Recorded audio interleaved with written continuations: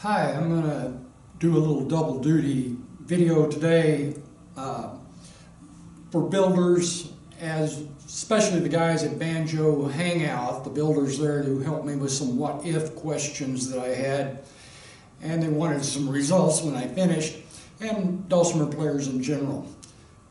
I built my first Banjo Dulcimer hybrid about 25 years ago. This is it. You can see I sort of threw it together because I was curious as how it would sound. I didn't play it very long because I didn't like the way the tone. Mainly it had this small little head, and I just thought it sounded tinky. And I knew I'd build another one sometime, but I didn't think it would be 25 years. So I recently finished this design, and I'll tell you a little the hows and whys.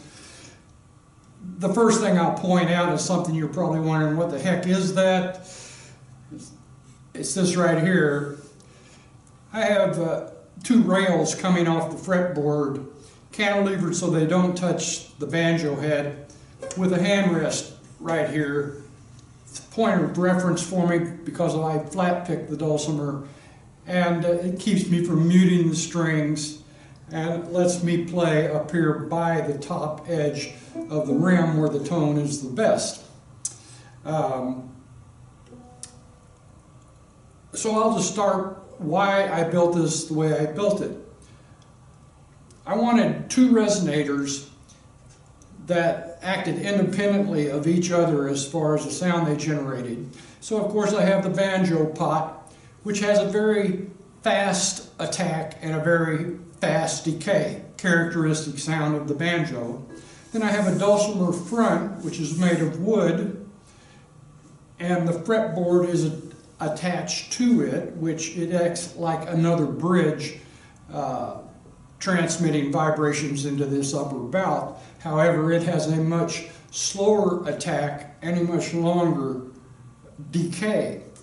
So between the two of them, I had an unexpected consequence that because this is fast and this is slow, the sound creates a little bit of reverb. So I don't know if you can, just a camera mic, I don't know if you're going to be able to hear it, but I can hear it.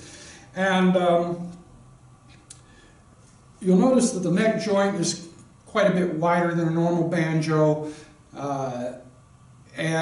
It's bolted on as normal, but I also have a couple other screws. Very solid joint, but it also gave me room to put 4 small ports through the banjo pot, through the neck block, into this upper bout of the instrument. So some of that sound is generated, and then the fretboard itself generates sound into this upper bout.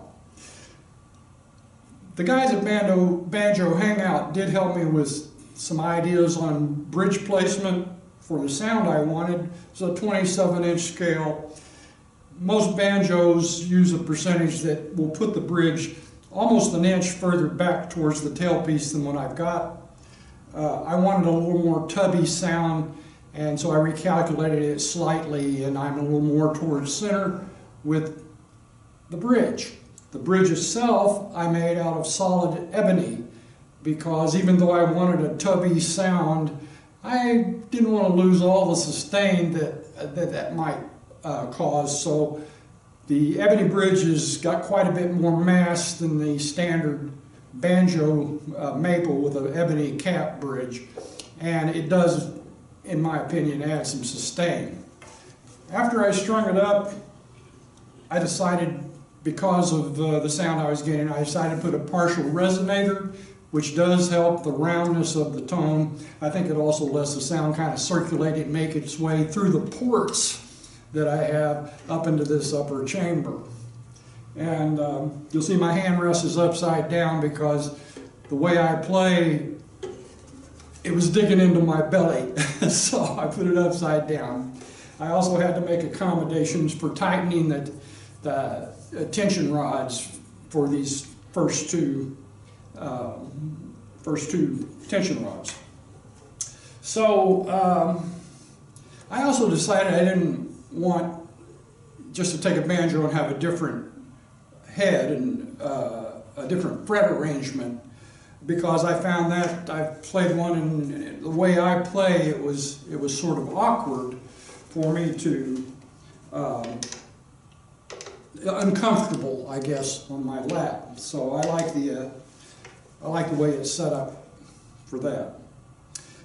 So that's kind of a rundown of what I did. Wanted a resonator up front that acted independently, and it does.